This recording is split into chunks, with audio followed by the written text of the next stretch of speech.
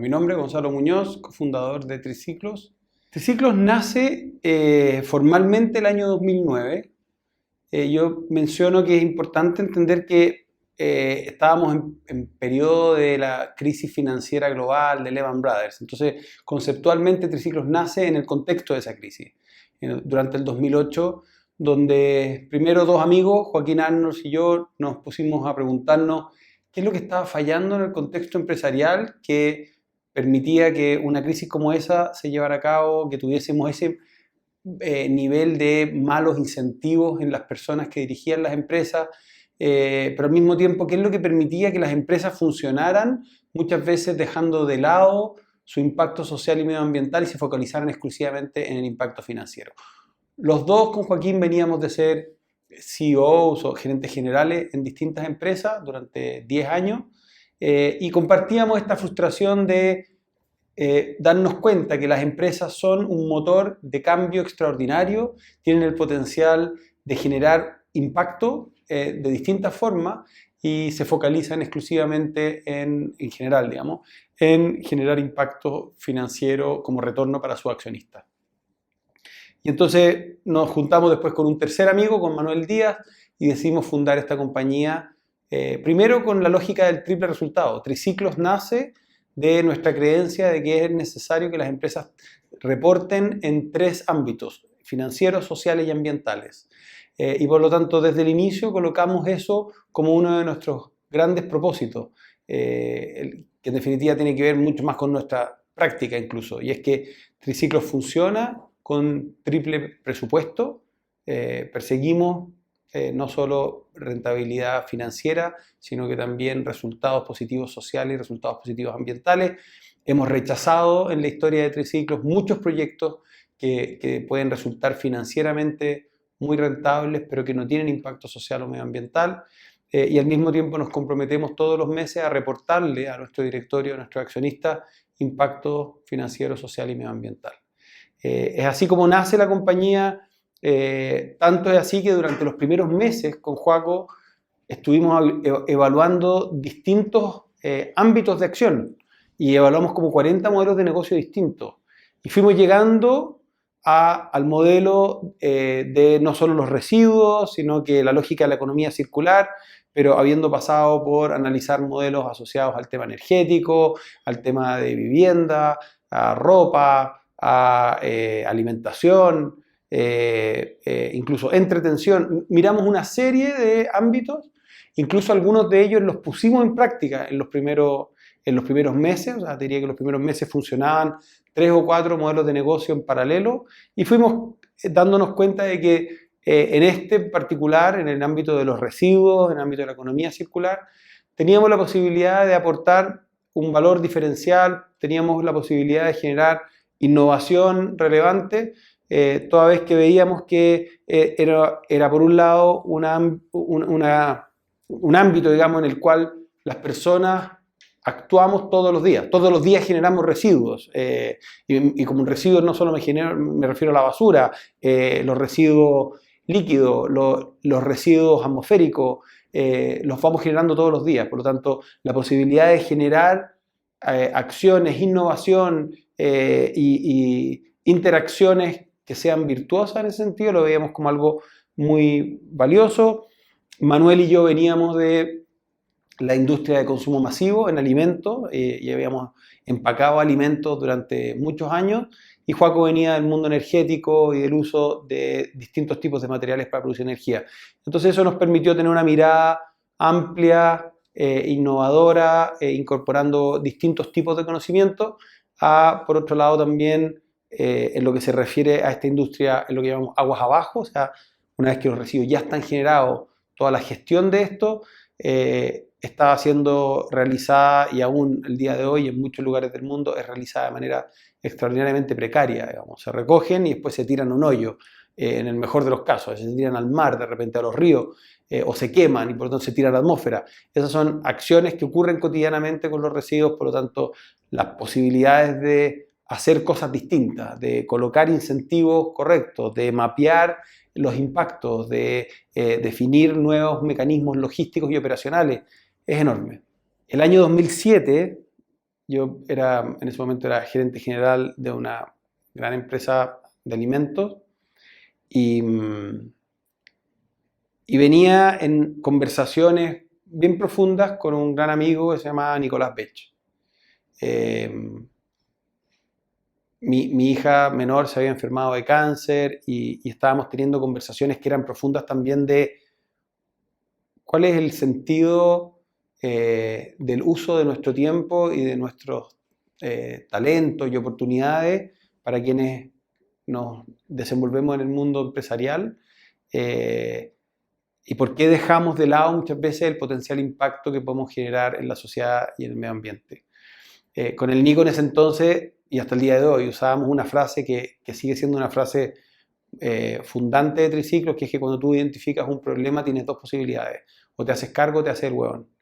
Y por lo tanto, cuando hay un problema que te está perturbando, que tú sientes que necesitas conectarte con él, puede llegar el minuto en que sea necesario conectarte con ello y buscar darle solución.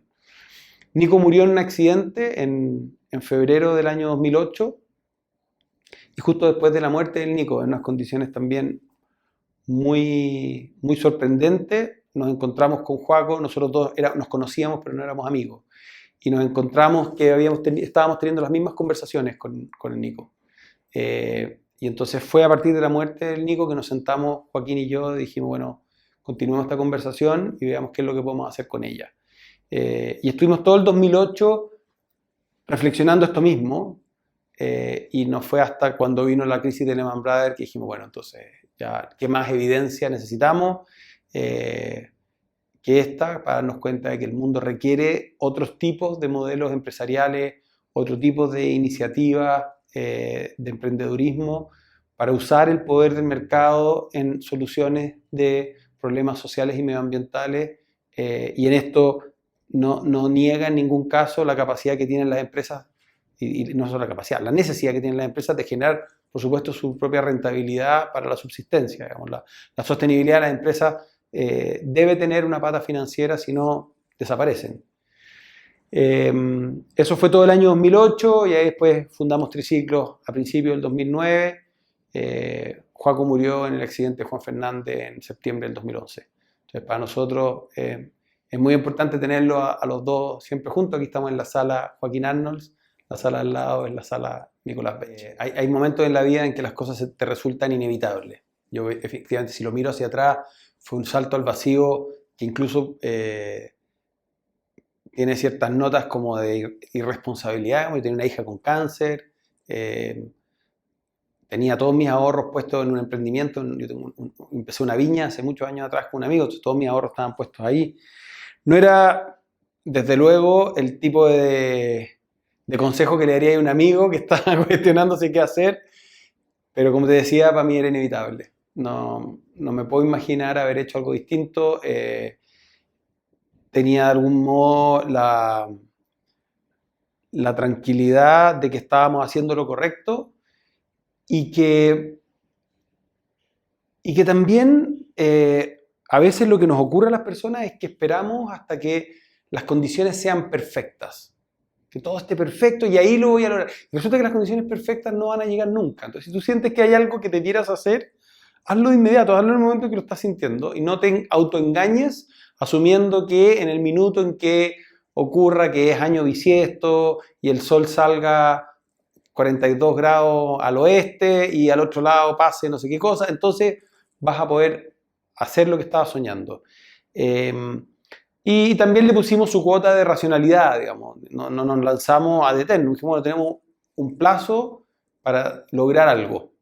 Y ese plazo nos lo pusimos con fechas muy claras y eso que nos habíamos propuesto se fue generando con el tiempo en los plazos que nos habíamos propuesto. Fueron varios modelos de negocio que funcionaban en paralelo. Estuvimos evaluando y de hecho funcionó en paralelo un negocio asociado a alimentación, con otro negocio asociado a energía solar, con otro asociado a una página web donde se vendían productos ecológicos o sustentables, con el proyecto de los puntos limpios y con otro de compostaje. O sea, funcionaron varios meses estos proyectos en paralelo y lo que íbamos haciendo era monitoreando en cuáles de ellos veíamos por un lado que nosotros teníamos mayor capacidad de generar impacto y un diferencial y finalmente valor que otros no estuvieran agregando y innovaciones que fuesen reconocidas por el mercado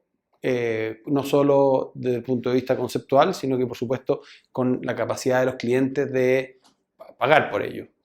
En ese sentido, por ejemplo, la página web duró muy poco, nos dimos cuenta de que ahí no teníamos grandes capacidades para sacar eso adelante, entendimos las problemáticas logísticas que había con el delivery, no había ni Rappi, ni Uber, ni Corner Shop, ninguna de esas cosas, había que hacer todos los despachos vía Correos de Chile o Chile Express en el mejor de los casos.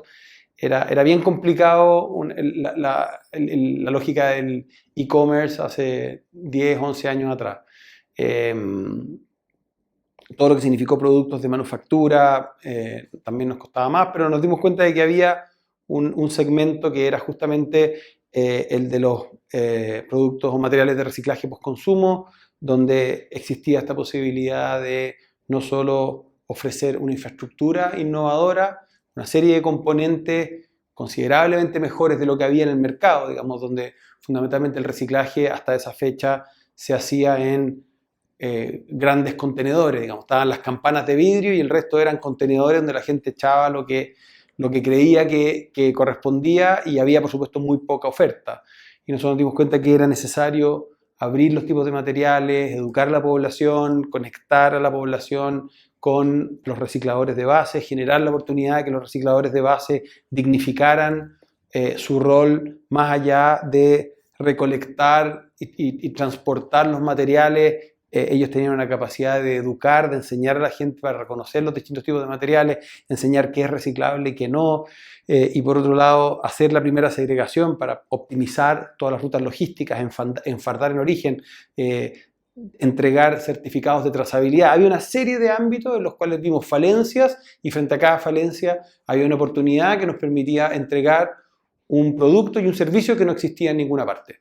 Y eso fue muy, muy valioso, pero nos dimos cuenta inmediatamente que estábamos frente a una innovación notable, tanto así que bueno, ese mismo año nos ganamos el premio Aboni a la innovación en medio ambiente, empezamos a ser reconocidos en distintas partes del mundo, pero fundamentalmente, que lo que es más importante, fuimos reconocidos inmediatamente por nuestros clientes. Y en ese sentido, gran mérito de Sodimac, que confió mucho en nosotros y estuvo dispuesto a innovar para colocar estos primeros puntos limpios en sus tiendas y junto con ellos ir descubriendo el potencial que tenían estas herramientas de convertirse en una instancia de servicio en este caso, a los clientes de Sodimac, una instancia educativa a la comunidad, una instancia de trabajo digno para los recicladores de base y una instancia de generación de conocimiento para los proveedores de Sodimac y para los diseñadores de los productos. Entonces, hay una cantidad enorme de virtuosismo y frente a cada uno de esos virtuosismos después tú vas tarificando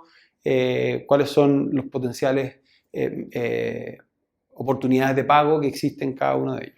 Fue un proceso largo, digamos, eso requirió, yo diría, más o menos un año de ir convenciéndolos a través de ir mostrando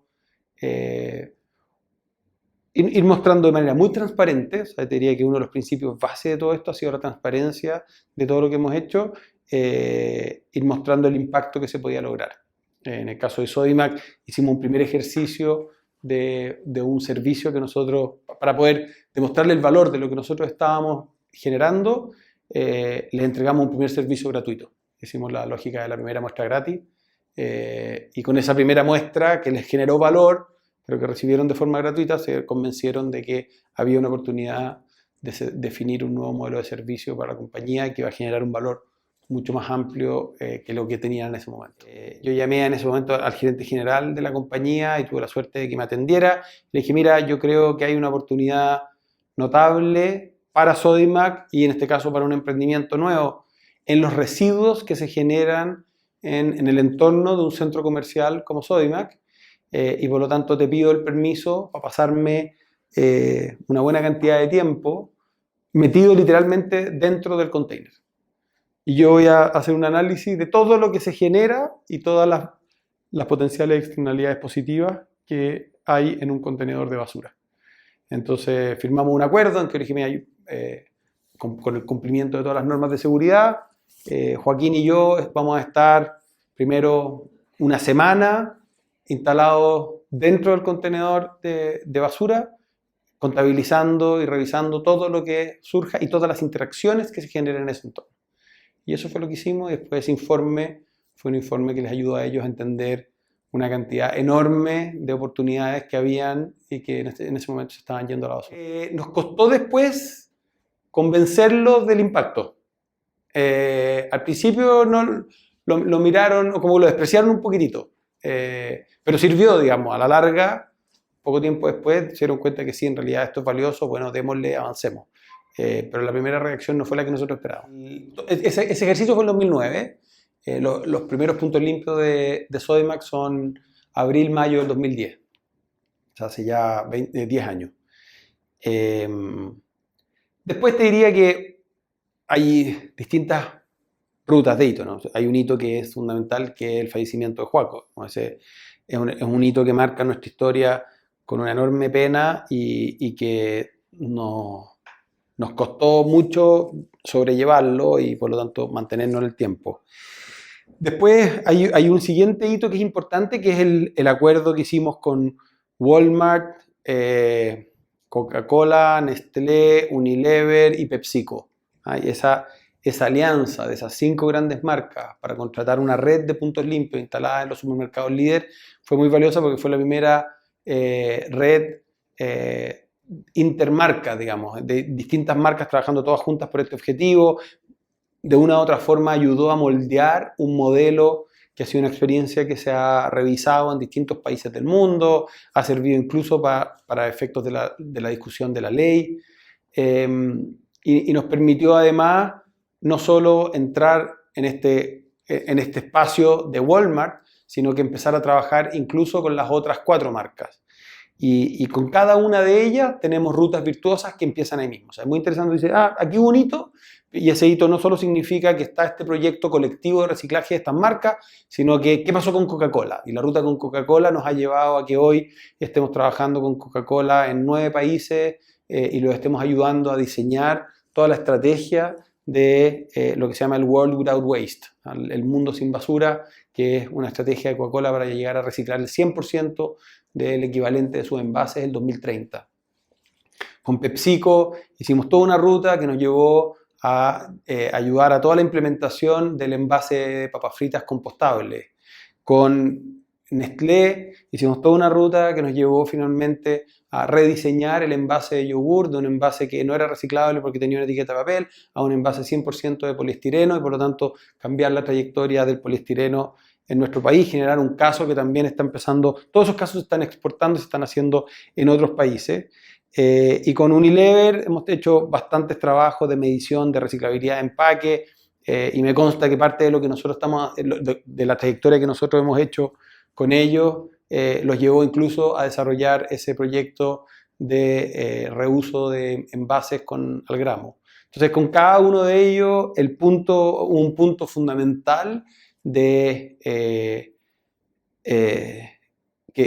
de una forma marcó nuestra trayectoria en materia de economía circular con cada uno de ellos. El caso de Walmart, llevamos desde entonces, hemos llevado 5 o 6 años con un equipo midiendo la reciclabilidad de todos los envases de Walmart, incluso antes de que salgan al mercado. Entonces es muy interesante como un primer hito que tenía que ver en este caso con decisiones o soluciones de residuos aguas abajo, ¿ya? De cerrarle el ciclo a los materiales y aumentar el reciclaje.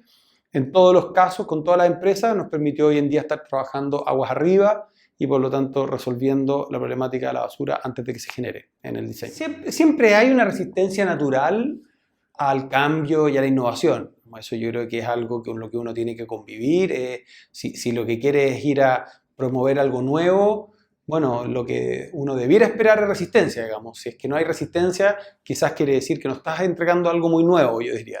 En nuestro caso, nosotros no vamos a competir solo por precio, nosotros vamos a competir por agregación de valor, vamos a competir por generar una innovación, una forma de hacer las cosas distintas. Y en ese sentido sí, siempre ha habido algún grado de resistencia. Ahora, más allá de la resistencia habitual en estos procesos, diría que hay cuando menos dos tipos de resistencias que son más complejas. Una tiene que ver con las empresas más conservadoras, se da mucho más con las empresas chilenas que con las multinacionales, ¿no? La sensación de ¿por qué tendría que yo hacer esto? No necesariamente las empresas chilenas se atreven a ser las pioneras, son muy pocas las que efectivamente tienen comportamiento de Sodimac, que si yo quiero ser el líder en mi categoría, y por lo tanto tengo que estar innovando, tengo que estar generando algunas acciones nuevas para mis públicos de interés.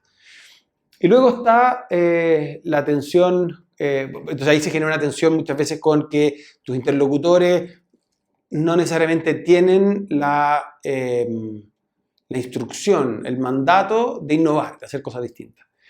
Cuando se trata de multinacionales, la dificultad muchas veces radica en que nosotros conocemos muy bien el mandato de la matriz. Tenemos la suerte de participar de quizás las principales redes de economía circular, de innovación, de emprendimiento social, de triple impacto del mundo.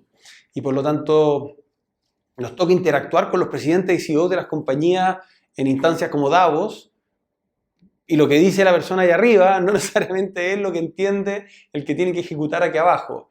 Entonces muchas veces la frustración y la resistencia es porque la información no fluye y nosotros muchas veces tenemos que terminar convirtiéndonos en quien ayude a canalizar esa información al interior de la compañía. Yo creo que una iniciativa que es muy virtuosa es Karun.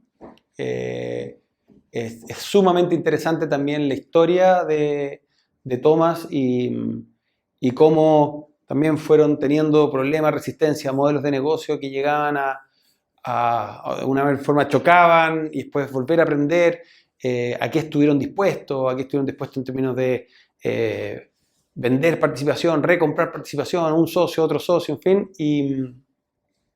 y finalmente incluso a ir a otros países, cambiar los modelos incluso de fabricación, alianzas que funcionaron, alianzas que no funcionaron. Creo que ahí hay una serie de elementos que son muy virtuosos. Nosotros estamos muy orgullosos también del trabajo que hemos hecho con De María, una empresa chilena que tiene en ese sentido un proyecto que efectivamente, bueno, lo comenzamos, después Algramo tomó parte de eso también para hacer su proyecto con Unilever. Una de las gracias que tiene esto es que a través del modelo de economía circular revivieron una marca de más de 100 años, digamos, una marca que estaba de una reforma bastante perdida o iba perdiendo market share con sus competidores. Hoy en día tiene un nivel de aceptación y de penetración extraordinaria, lo cual da otra luz fascinante, que es decir, bueno, a través de la economía circular y la correcta implementación y comunicación de esos atributos se consigue una mayor aprobación por parte de los clientes. La conversación del reciclaje en Chile nace de forma más seria como país a partir del hecho de que Chile se convierte en un país OCDE. Eso nos va forzando, ¿no? Y en ese forzarnos a ir evolucionando, nos damos cuenta de que hay una realidad que muchas veces está oculta, que es la de los recicladores de base. Entonces, Chile es un país OCDE con recicladores de base. Esa es la combinación particular. Tienes países que tienen la realidad de los recicladores de base, pero no son OCDE, y tienes países OCDE donde no hay una fuerza de los recicladores de base. Adicionalmente, Chile es un país muy largo donde la mayoría de la infraestructura de reciclaje está concentrada en la región central. Por lo tanto, representa un desafío logístico enorme el poder resolver el tema de la basura para todas las regiones, para todos los lugares y todos los habitantes del país, y no solo para la región metropolitana o los sectores más pudientes. Entonces, en cada uno de esos ámbitos yo creo que hemos ido avanzando. Ya tenemos no solo una ley REP, que está en fase de implementación en algunos de sus áreas, tenemos una asociación de recicladores de base, un movimiento nacional de recicladores de base cada vez más reconocido, con la capacidad de ir generando impacto y con la capacidad de ir mostrando un nivel de formalización de los recicladores de base. Todavía falta mucho, pero ahí hay un elemento que es importante de destacar. Y creo, por lo tanto, que de los grandes desafíos lo que nos falta es abordar la complejidad geográfica. Eso no está todavía resuelto y es algo que, desde mi punto de vista, va a condicionar el desarrollo de la implementación de la ley, los objetivos que se han trazado las marcas, las empresas, las expectativas de los ciudadanos y, por supuesto, la necesidad que tienen los recicladores de base de ser parte de esta solución. Dentro de las grandes problemáticas, yo suelo hablar de 4. Los grandes problemas de residuos y las grandes problemáticas que hay que abordar son, por un lado, los residuos orgánicos, y Chile hizo un acuerdo ahora con Canadá para fortalecer la capacidad de recolección de residuos orgánicos diferenciados para ir a plantas de compostaje industrial, y ya hay algunos desarrollos interesantes que nos permiten pensar que vamos a tener una industria de recolección y compostaje que va a reducir considerablemente la generación de residuos y va a generar el potencial de usar ese recurso para biogás o para fertilizantes. Siguientes son los residuos electrónicos, y los residuos electrónicos están incorporados dentro de la ley REP, por lo tanto esperemos que eso fortalezca también la capacidad de recolección e industrialización de esos residuos, ojalá dentro del país y siempre teniendo la capacidad de hacerlo a nivel nacional y no solo en la zona central. El siguiente son los plásticos. Y en el ámbito de los plásticos hemos visto cómo ha ido avanzando el tema. Chile fue el tercer país del mundo, después del Reino Unido y Francia, en desarrollar un pacto por los plásticos. Eso, con mucho orgullo, nosotros lo podemos decir, lo trajo Triciclo a Chile. Fue un compromiso que me tocó asumir, o que me atreví a asumir en Davos cuando se estaba discutiendo cuál podría ser el segundo país después del Reino Unido en tener un pacto por los plásticos. Yo propuse Chile, y la forma de traer eso a Chile, a todos le hizo sentido que fuera Chile después de un país desarrollado, que fuera un país más bien en vías de desarrollo del hemisferio sur. Así que yo firmé un documento en que yo me hacía responsable de que se iba a llevar a cabo el pacto por los plásticos, obviamente con la expectativa de comprometer en ese momento a la ministra de Medio Ambiente, pero si la ministra no se lo tomaba, lo íbamos a tener que hacer nosotros como Triciclo. Ocurrió, y hoy en día es un pacto que después nosotros se lo pasamos a la Fundación Chile para que lo ejecute, y lleva ya un tiempo en ejecución con sus logros. Entre ellos, bueno, evidentemente ha estado incorporado esta discusión respecto de los plásticos de un solo uso. Entonces, hay una discusión en avance, te diría, a unos niveles, quizás no el más avanzado a nivel global, pero de los países más avanzados. Todavía insuficiente, porque la problemática de contaminación por plástico es muy importante y nos toca mucho por avanzar, pero por lo menos Chile está de una u otra forma posicionado en la vanguardia, y diría yo que los temas en generales que se están tratando son los temas que importan para resolver el problema. El cuarto elemento son los textiles. En eso estamos muy mal.